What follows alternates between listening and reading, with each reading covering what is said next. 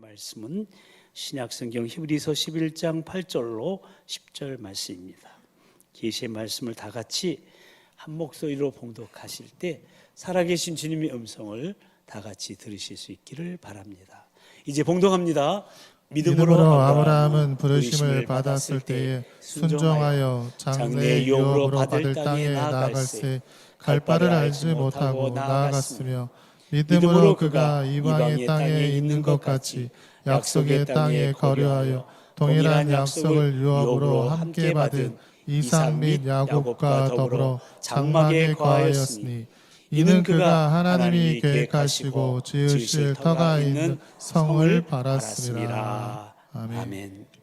여러분, 우리나라 식당을 가서 식사하다 보면은 식당이 자기들의 식당을 소개하면서 사용하는 수식어가 있는데요. 그 가운데 가장 많이 사용되는 수식어 표현이 무엇일까요? 네, 원조입니다. 원조. 얼마나 많은 식당들이 원조라는 단어를 사용하고 있는지 몰라요.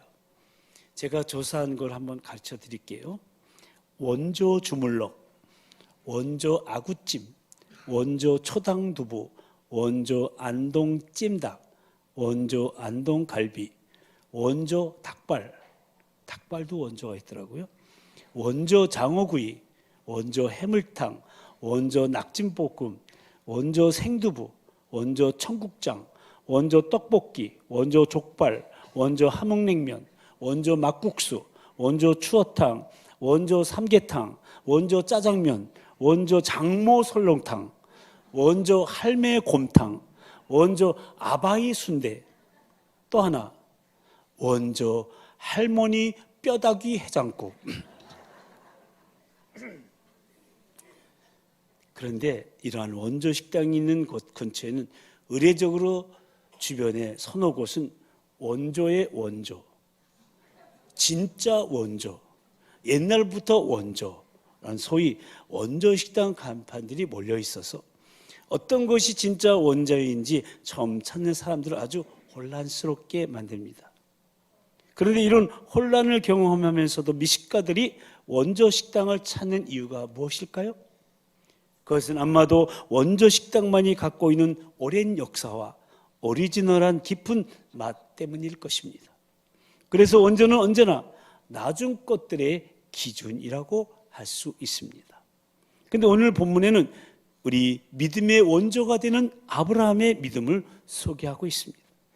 이렇듯 아브라함의 믿음은 하나님의 말씀이 성경이 증거하고 있고 전 세계 모든 기독교인들이 뿐만 아니라 전 세계에 흩어져 있는 모든 유대인들이 만장일치로 아브라함을 믿음의 원조라고 고백을 하고 있습니다. 그렇다면 믿음의 원조 아브라함에게 있어서 우리가 배워야 될 믿음이란 무엇일까요? 오늘 본문에 보니까 첫째로 믿음은 순종하는 것입니다. 함께 읽어보실까요? 시작. 믿음은 순종하는 것이다. 아멘. 그렇습니다. 누군가가 아브라함에게 믿음이 무엇이냐고 묻는다면 아브라함은 무엇보다도 믿음은 순종하는 것이라고 말할 것입니다. 오늘 본문 8절이 어떻게 시작합니까? 믿음으로 아브라함은 부르심을 받았을 때에 순종하여. 그렇습니다. 믿음은 순종하는 것입니다. 아브라함은 갈 바를 알지 못했지만 그러나 하나님이 말씀하셨다는 사실 때문에 그는 고향을 떠나는 결단을 감행합니다. 우리가 잘 아는 것처럼 이 말씀의 배경이 되는 창세기 12장에 보면은 여호와께서 아브라함에게 이르시되 너는 너의 고향과 친척과 아버지의 집을 떠나 내가 내게 보여줄 땅으로 가라고 말씀하셨습니다. 그리고 이어지는 말씀에 보면은 이에 아브라함이 여호와의 말씀을 따라갔다고 증언하고 있습니다. 그러니까 아브라함은요 어디로 가는지 알지도 못하고 간 거예요. 가는 길에 얼마나 어려움이 있을지, 어떤 장애물이 있을지, 무슨 일을 만날지 그것도 계산하지 않고 그냥 떠난 거예요. 왜냐하면 그에게 중요한 것은 어디로 가느냐가 중요한 것이 아니고 얼마나 고생을 하느냐 이것도 중요한 것이 아니고 그에게 있어서 정말 중요한 것은 하나님이 부르셨다는 믿음이었습니다. 아멘. 그래서 그는 순종할 수 있었던 것입니다. 아멘. 이렇게 믿음이 아브라함을 하여금 순종하게 만든 겁니다. 그러므로 아브라함에게 있어서 믿음은 바로 순종이었던 것입니다. 그런데 이러한 순종이 가능할 수 있었던 것은 그를 부르시고 그를 그의 고향 갈대아 우르에서 인도해 내신 그 하나님이 바로 자기 인생의 주인이신 것을 확신했기 때문입니다. 아멘. 느헤미야 9장 7절 8절 말씀에 보면 느헤미야는 아브라함의 믿음의 사적을 소개하면서 이렇게 증언하고 있음을 보게 되는데 이 말씀 함께 읽어보십니다. 시작. 주는 하나님 여호와시라. 옛적에 아브라함을 택하시고 갈대아 우르에서 인도하여 내시고 아브라함이라는 이름을 주시고 그의 마음이 주 앞에서 충성됨을 보시고 그와 더불어 언약을 세우사. 아멘. 이렇게 느헤미야 선지자는 아브라함을 불러내신 하나님이 주 여호와이시라고, 모든 인생의 주인이시라고, 바로 주인된 그 하나님이 아브라함을 부르셨다고 하면서 아브라함의 생애를 소개하고 있는 것입니다.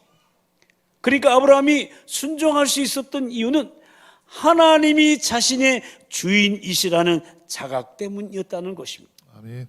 이것을 신학에서는 로드십이라고 말합니다. 하나님이 주인이시라는, 하나님이 내 삶의 내 인생의 주인이시라는 그 자각 때문에 아브라함은 그렇게 순종할 수 있었던 겁니다. 사랑하는 성도 여러분, 정말 여러분 하나님이 나의 주인이시라고, 예수님이 내 인생의 주인이시라고 그렇게 믿고 고백하십니까? 그렇다면 그분이 저와 여러분의 주인이시라면 우리는 그분이 기대하시는 대로, 아니 그분이 명하시는 대로 해야 되는 것이 마땅한 것이 아닐까요? 그런데 저와 여러분은 얼마나 그분의 부르심, 그분의 헌신의 요구 앞에 기쁘게 순종하고 있는지요. 아브라함은 하나님이 자신의 주인이시라는 분명하고도 확실한 자각이 있었기 때문에 그분의 말씀에 이유를 달지 않고 토를 달지 않고 그대로 순종할 수 있었던 겁니다. 그러므로 아브라함에게 있어서 믿음은 바로 순종하는 것이었고, 그 믿음의 원조 아브라함의 순종을 우리가 본받기 위해서 하나님이 내 인생의 주인 되심을 자각하는 로드십이 우리 가운데 회복되어야 할 것입니다. 아멘. 그렇게 될 때 우리는 하나님의 말씀에 기꺼이 순종의 발걸음을 내딜 수 있는 그런 믿음의 사람으로 아브라함처럼 복의 근원이 되는 인생이 될 줄로 믿사오니 우리 모두 로드십을 회복하여 주님의 말씀에 순종하는 믿음의 사람들이 다 되시기를 주님의 이름으로 축복합니다. 아멘. 두 번째로 아브라함에게 있어서 우리가 배워야 될 믿음은 희생하는 것입니다. 두 번째도 읽어볼까요? 시작. 믿음은 희생하는 것이다. 아멘. 그렇습니다. 아브라함이 자기 고향을 떠나가는 그 자체가 굉장한 희생이었습니다. 아브라함의 고향은 갈대아 우르였습니다. 그것은 지금 이라크의 남부 지역인데요, 고대 유프라테스강 상류 메소포타미아 지역이 있었던 이 갈대아 우르라는 도시는 고고학자들의 발견에 의해서 옛날 고대에 매우 번영했던 도시로 그렇게 증거되고 있습니다. 그런데 그런 살기 좋은 도시를 떠나라는 겁니다. 그리고 어떤 정보도 주지 않고 하나님이 지시하는 땅으로 무조건 가라는 겁니다. 이것은 대단한 고생과 위험, 또 가족들의 만류 등을 감수하지만 안 되는 겁니다. 사도행전 7장에 기록된 아브라함의 기사를 보면 스데반의 증언을 통해 이렇게 기록하고 있는 말씀을 보게 되는데요, 우리 이 말씀도 함께 읽어보실까요? 시작. 스데반이 이르되 여러분 부영들이여 들으소서. 우리 조상 아브라함이 하란에 있기 전 메소포타미아에 있을 때에 영광의 하나님이 그에게 보여 이르시되 내 고향과 친척을 떠나 내가 내게 보일 땅으로 가라 하시니, 아브라함이 갈대아 사람의 땅을 떠나 하란에 거하다가 그의 아버지가 죽음에 하나님이 그를 거기서 너희 조금 사는 이 땅으로 옮기셨느니라. 아멘.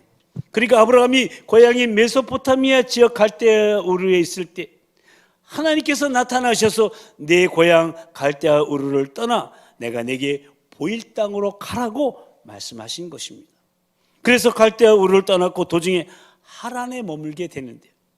하란에 머문 분명한 이유를 성경에서는 언급하고 있지 않지만 아버지 데라가 죽고 나서 하란을 떠난 것을 보면은 도중에 하란에 머문 이유가 아버지 데라 때문임을 추측해 볼 수가 있습니다.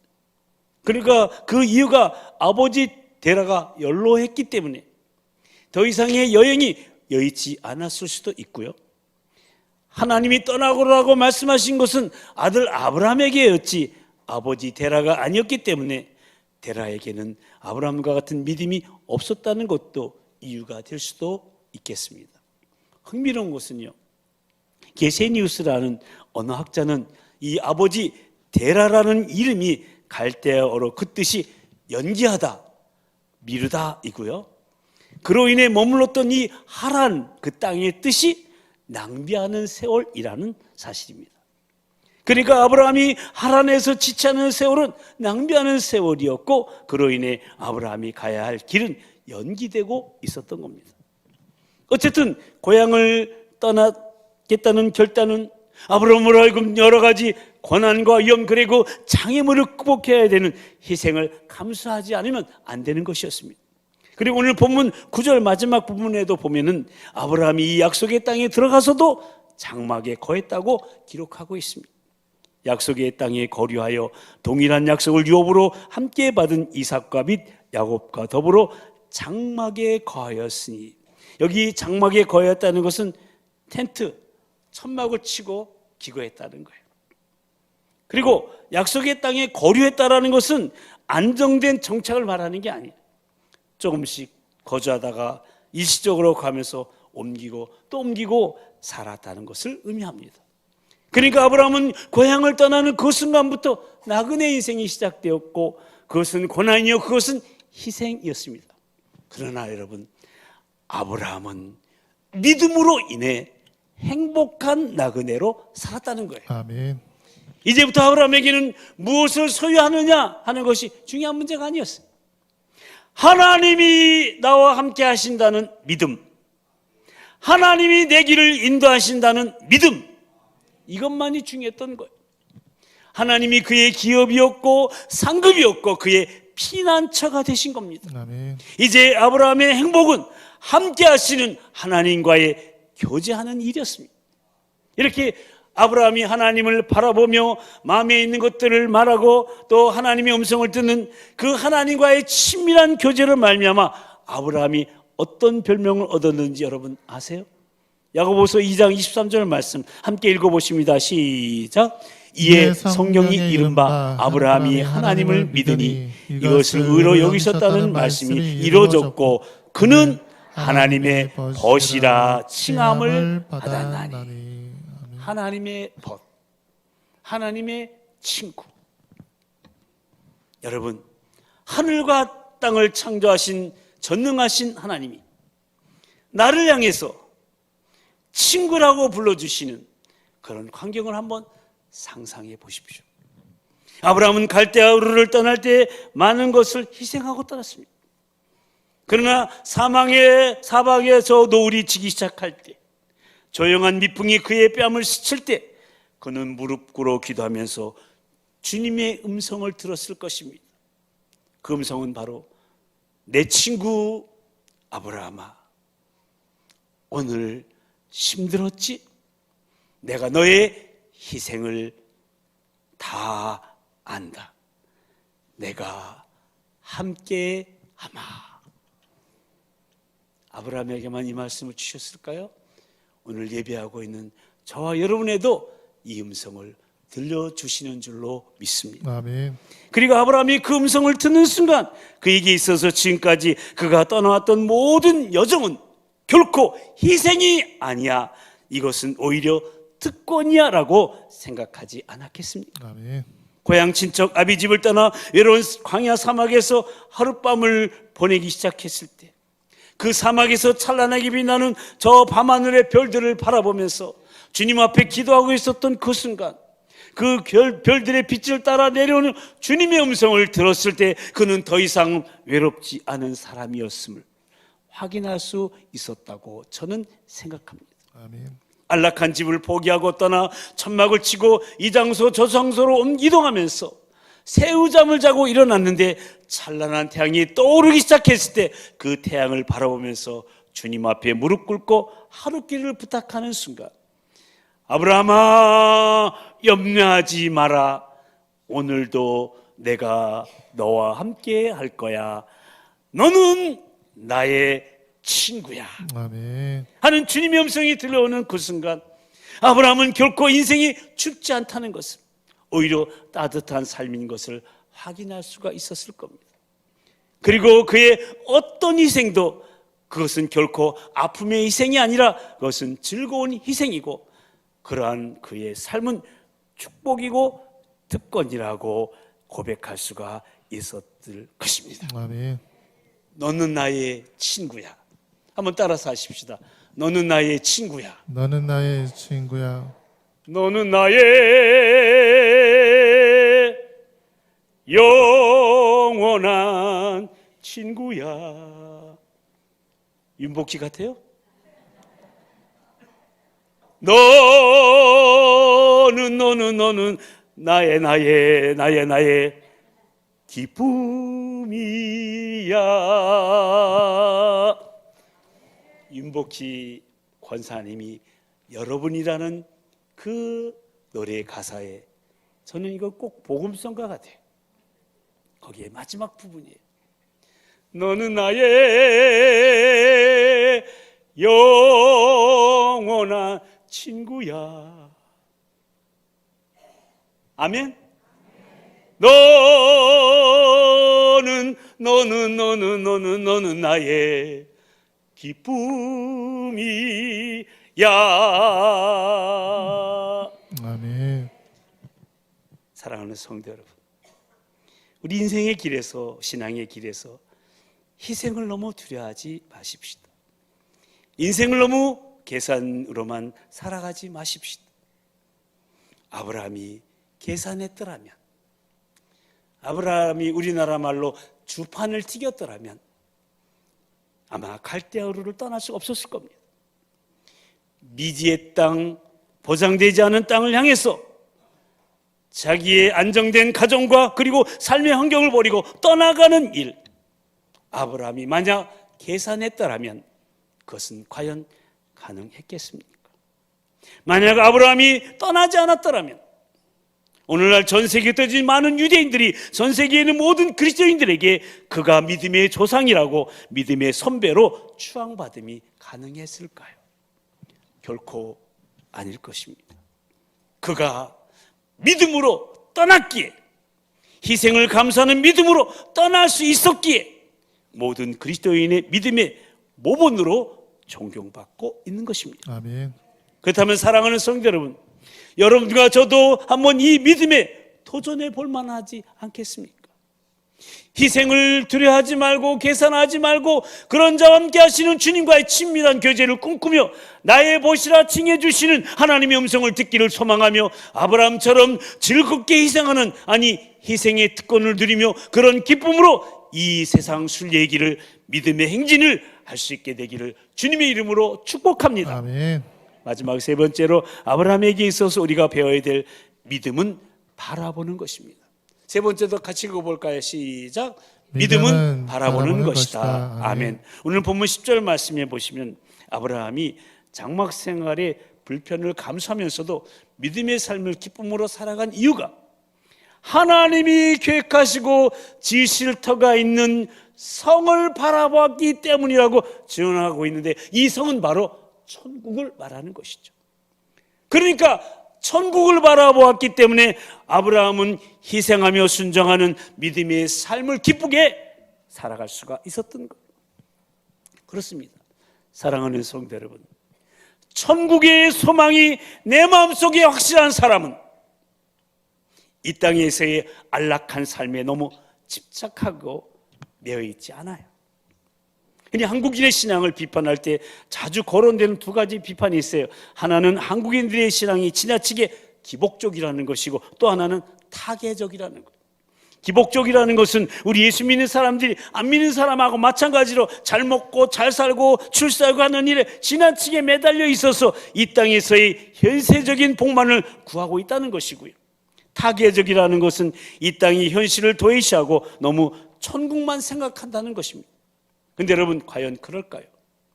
저는 우리 한국인들의 신앙이 기복적이라는 비판에는 동의하지만 타계적이라는 비판에는 동의하지 않습니다. 왜냐하면 한국인들의 신앙이 기복적인 신앙에 빠져버린 그 이유 중에 하나가 오히려 타계 신앙이 교묘라고 생각하기 때문에 그렇습니다. 우리가 정말 천국을 믿는다면, 나를 위해 예비하신 천국을 정말 믿는다면 이 땅에서 잘 먹고 잘 사는 일에 그렇게 몸부림치며 매달릴 필요가 있겠어요? 오히려 타계의 신앙이 결연되어 있기 때문에 우리는 현세적인 복만을 추구하는 기복신앙으로 전락하게 되는 거예요. 사랑하는 성도 여러분, 참된 믿음, 성경적 믿음은 천국을 바라보면서 오늘 최선을 다하는 것입니다. 그러므로 천국을 포기한 신앙은 이미 신앙이 아니에요. 아브라함은 바로 이 천국 신앙, 세라는 아멘을 저렇게 합니다. 영원한 도성만 바라보고 그 믿음으로 이 땅에서의 모든 고난, 모든 불편함, 모든 부족함을 극복하고 승리로운 신앙의 삶을 살아갈 수가 있었던 겁니다. 아멘. 왜냐하면 그는 이 땅에서의 삶이 잠시 지나가는 나그네 인생이라는 것을 알았기 때문입니다. 예수님은 어떠실까요? 예수님도 십자가를 지시고 십자가지러 가시기 직전에 이 땅에서 매우 고통스러운 고단한 삶을 사셨어요. 제자들은 사태가 불리한 것을 보고 하나둘 떠나가기 시작합니다. 어떤 제자는 예수님을 팔아버리는 모에 참여했고 이미 예수님을 배반하고 말았습니다. 그리고 한때 박수를 치던 저 군중들도 이제 예수님께 등을 돌리고 예수님을 향해서 침을 뱉기 시작합니다. 세상은 더 이상 예수님을 환영하지 않았습니다. 눈앞에는 십자가의 고통의 그림자가 서서히 다가오고 있었습니다. 그러나 그러한 절박한 고통의 시간에 사랑하는 제자들을 앞에 놓고 그분은 이렇게 말씀하셨습니다. 요한복음 14장 1절에 3절 말씀인데요, 다 같이 읽어볼까요? 시작. 너희는 마음에 근심하지 말라. 하나님을 믿으니 또 나를 믿으라. 내 아버지 집에 거할 곳이 많도다. 그렇지 않으면 너희에게 일렀으리라. 내가 너희를 위하여 거처를 예비하러 가노니 가서 너희를 위하여 처소를 예비하면 내가 다시 와서 너희를 내게로 영접하여 나 있는 곳에 너희도 있게 하리라. 아멘. 그렇습니다. 바로 영원한 하나님 나라의 거처에 대한 소망, 그것이 우리 주님을 붙들고 있었던 믿음이었던 것을 우리는 알 수가 있었습니다. 이 천국에 대한 믿음, 아브라함은 바로 이 천국에 대한 믿음을 가지고 하루하루를 살아갔던 것입니다. 아멘. 사랑하는 성도 여러분, 저와 여러분이 예수 그리스도를 믿음으로 말미암아 영적으로 아브라함이 후손이 되어서 오늘 이 땅을 살아가고 있다면 우리 믿음의 원조 아브라함에게서 그 믿음을 배워야 하지 않겠습니까? 모쪼록 말씀에 순종하며 즐겁게 희생하며 천국을 바라보며 오늘 최선을 다하는 아브라함의 믿음을 배워서 우리의 남은 이 세상 순례의 길에 위대한 믿음의 사람들로 승리하며 그 믿음을 다음 세대에게 전수하는 다음 세대 브릿지로 견고하게 서게 되기를, 그래 우리 주님 배울 때 부끄러움 없이 기쁨으로 뵐 수 있게 되기를 우리의 거처를 예비하시고 기다리시는 우리 주님의 이름으로 간절히